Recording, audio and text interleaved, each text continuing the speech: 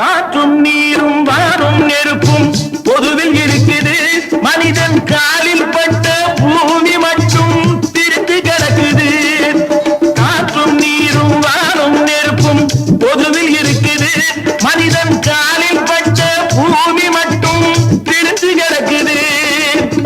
பிரித்து வைத்து பார்ப்பதெல்லாம் மனிதர் இதயமே. பிரித்து வைத்து பார்ப்பதெல்லாம் மனிதர் இதயமே. உலகில் பிரிவு மாறி ஒருமை வந்தால் அமைதி நிலவுமே.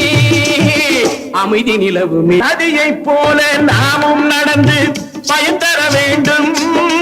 கடலை போல